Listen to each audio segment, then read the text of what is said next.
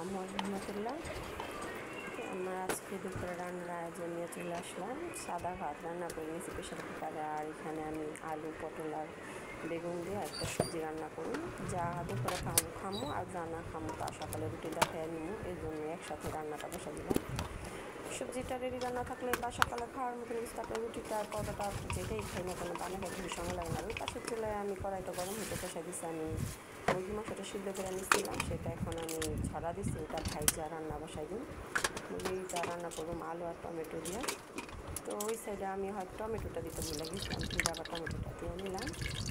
তো এই তো এখন এই সাইডে আমি তেল দিলাম, তেলটা গরম হওয়ার পর লবণ দিয়ে নিলাম যাতে করে মাংসটা লাইজা না যায়। অনেকে হয়তো জানেন, এটা আমি জানি, তারপরেও বললাম। একটু একে সেই মাংস দিয়ে দিচ্ছি ভাজানোর জন্য। মাংসটাকে হওয়া যাওয়ার আমি আলুটা ভাজা নিচ্ছি রান্না করার জন্য। সেটা একটা আলুগুলো আমি সুন্দর করে চেষ্টা করছিলাম। ভিডিওটা যদি আমি ডিটেলসে দিতাম তাহলে 15-16 মিনিটের ভিডিও হতো, যে কারণে এটা আমি একটু স্পিডে দেখাইতেছি। যদি কোথাও ভুল হয় অবশ্যই ক্ষমা দৃষ্টিতে দেখবেন। তো আমি পেঁয়াজ আদা বাটা খাই, সেটাই আমি এখানে দিয়েছি। কাঁচামরিচ আর পেঁয়াজ একসাথে আদা বাটা রেখে দিই বক্সে।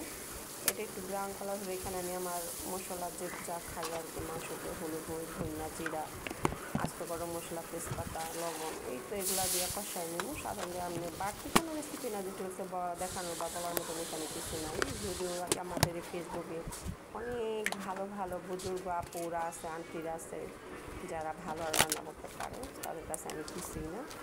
তারপরে এই তো একটু ডিটেলস কিছু বললাম আর কি। যাই হোক, এই তো এখন আমি গরম মশলা দিয়ে নিতেছি।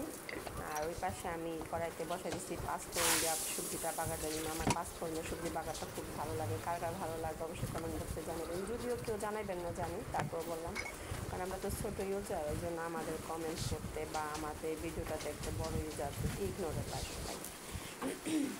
যে কষ্ট কিছু এরকম কিছু না, যেখান থেকে আমি টাকা ইনকাম করুন দেখে দিতেছি তা না হলে কি মনে, আসলে এরকম কিছুই না। জানি না কখনো আমি মনোযোগ পাবো কিনা বা আমার হইব কিনা, হইলে না হলে নেই, ভালো লাগে তাই এই আর কিছু না। এই তো মুরগির মাংসটা দিয়ে এখন মশলাটা সুন্দরভাবে নিয়ে একেবারে ভিড়াতে রান্না করুন। আর এর পাশাপাশি আমি কিন্তু বাকি কাজও সেরে নিতে আগে পর যারা ভিডিও দেখুন তারা জানেন আমি এই রান্নার সময় আমি বাকি আশেপাশে কাজ থাকলে ওগুলো সাইডানি গুছাইনি। আমার সবজি রান্না হয়ে যাবে, আমি গরম পানি আনতেছি, এখানে পানি দিয়ে দিচ্ছি। তো এটা এখানে আস্তে আস্তে রান্না হইতে থাকবো। আর এ থাকে আমি কিছু কিছু টুকিটাকি কাছে যেগুলো আমি গুছাই নিব আর কি। যাই হোক, এটা হতে থাক।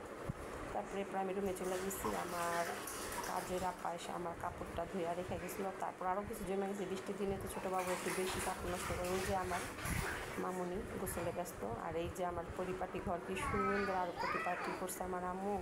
তো আজকে ভিডিওটা এই পর্যন্ত, সবাই ভালো থাকবেন, আল্লাহ হাফেজ।